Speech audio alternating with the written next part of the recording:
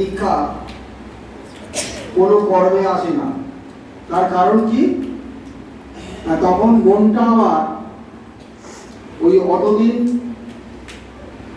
অদীক্ষিত থেকে ও প্রবৃত্তি প্রণয়নের পথেই চলতে থাকে। তখন কিন্তু আর ওই প্রবৃত্তির পথ থেকে ইষ্টপথে আনা মনকে খুবই কষ্টকর হয়ে পড়ে। তাই ঠাকুর বললেন যে 6 বছরের নাম 12 বছরের দীক্ষা। তার কারণটা কিন্তু এই যে তখন ওই 6 বছরের নাম দেওয়ার পরে কি হলো, তাকে অভ্যস্ত করা হলো। তারপর যখন 12 বছর হলো তাকে দীক্ষা দেওয়া হলো।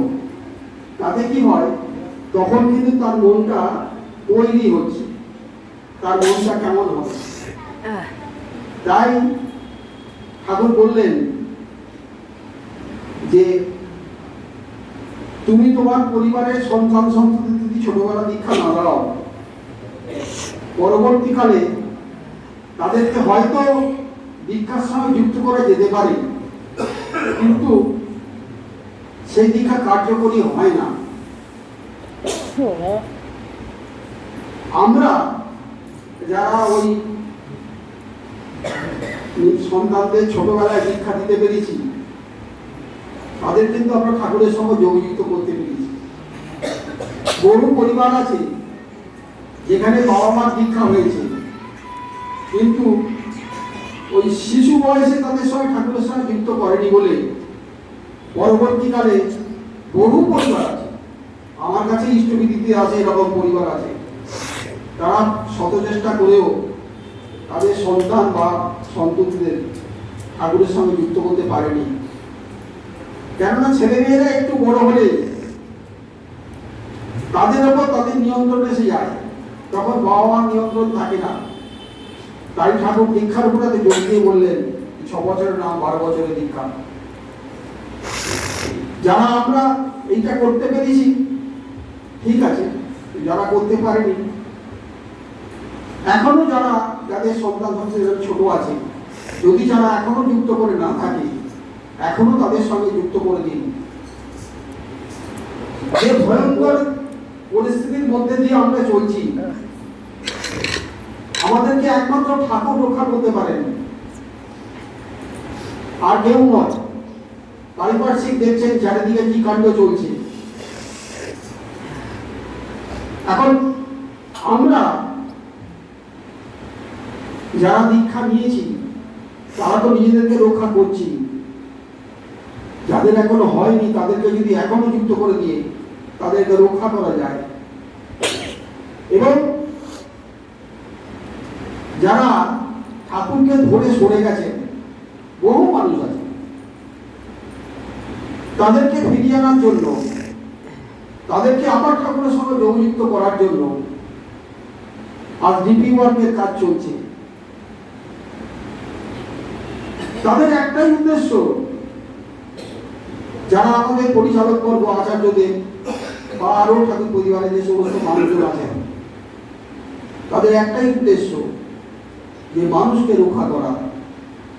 তাই প্রতিনিয়ত তারা আমাদের এই ডিপি ওয়ার্ক সম্বন্ধে খোঁজ খবর নিচ্ছেন এবং বিভিন্ন জেলার কর্মীদের ডেকে তাদেরকে নিয়ে আলোচনাও করছেন কিভাবে কি করতে হবে, তারা পথ নির্দেশ করছেন।